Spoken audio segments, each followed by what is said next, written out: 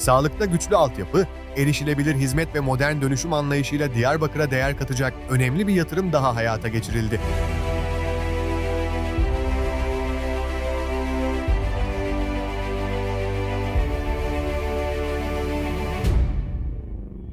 ...10.750 metrekare kapalı alana sahip Hani Devlet Hastanesi, modern mimarisi, güçlü teknik donanımı ve kapsamlı hizmet kapasitesiyle bölge halkına nitelikli sağlık hizmeti sunmaya başladı.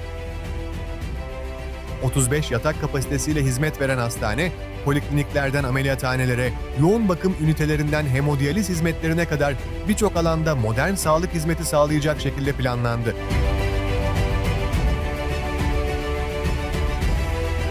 İhtiyaç halinde kapasitesi 64 yatağa kadar artırılabilecek hastane, yalnızca Hani ilçesine değil, çevre mahalle ve kırsal bölgelerde yaşayan vatandaşlara da hizmet verecek.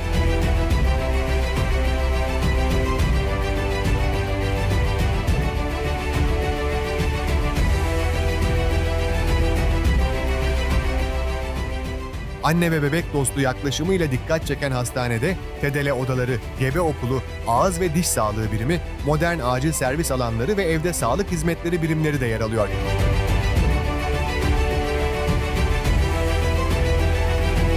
Vatandaşlarımızın sağlık hizmetlerine erişimini güçlendirecek bu önemli yatırımın ilimize ve bölgemize hayırlı olmasını diliyoruz.